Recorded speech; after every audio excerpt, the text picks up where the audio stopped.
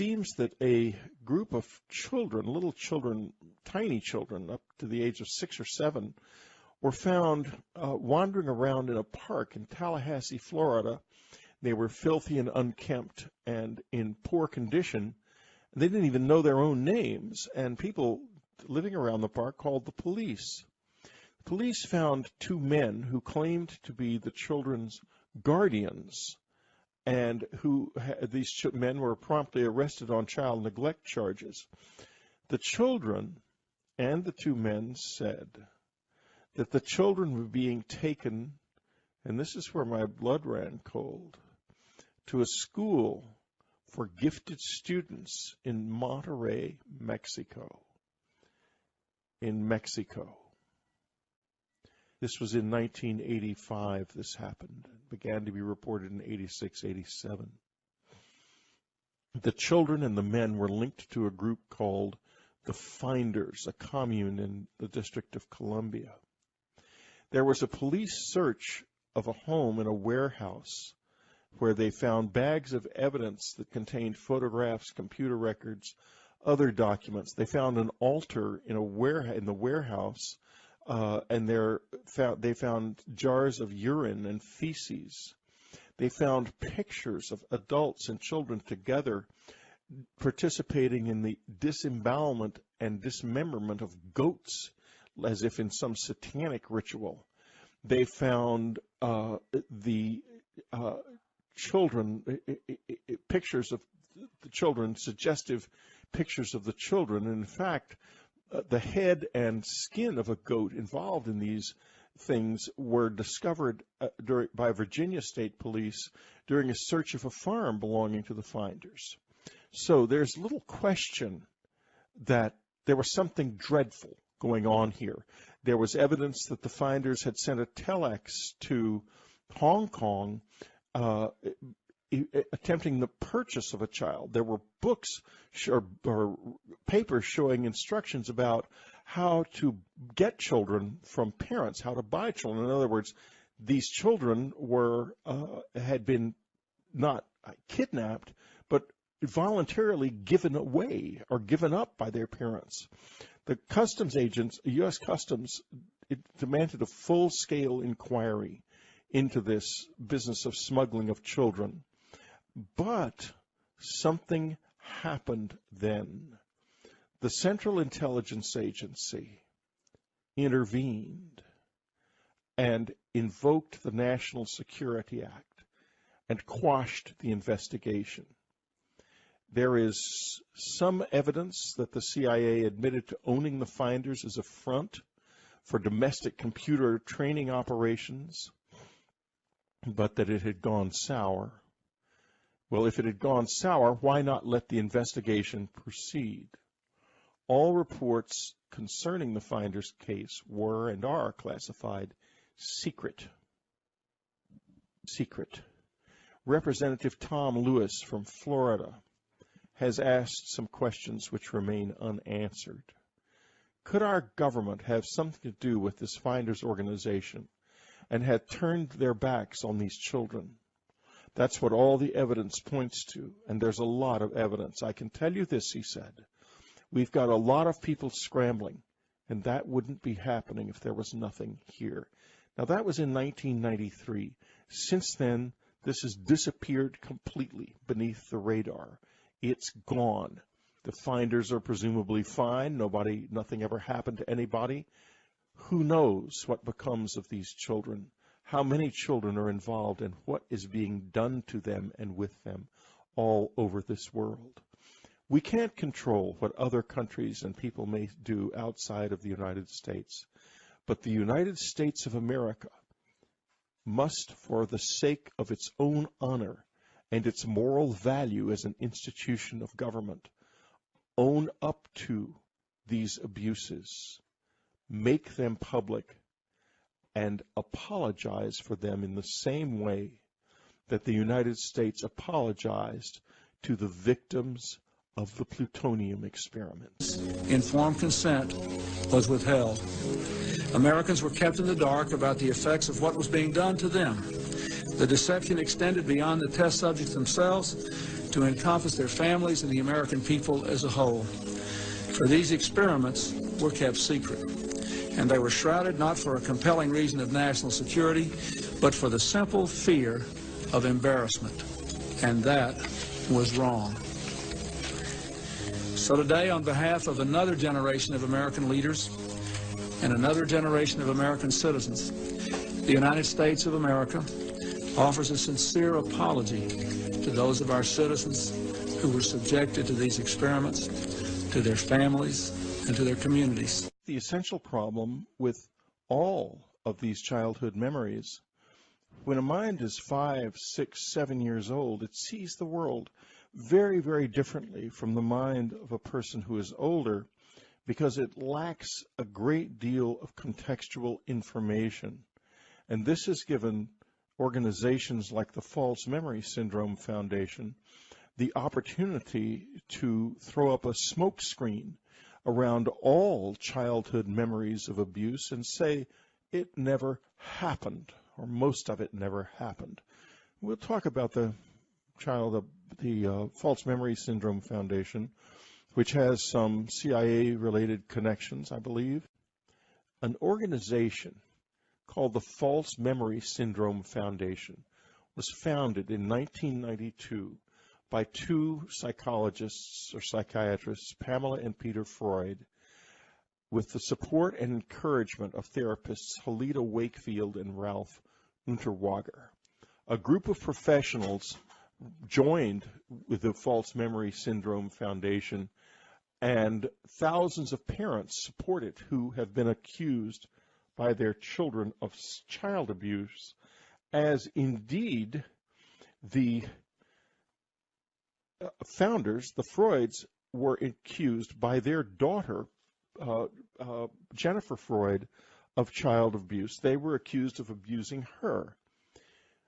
Pamela Freud has always denied this. Her husband, Peter Freud, has admitted that he was as an alcoholic and that he may have done inappropriate things with their daughter.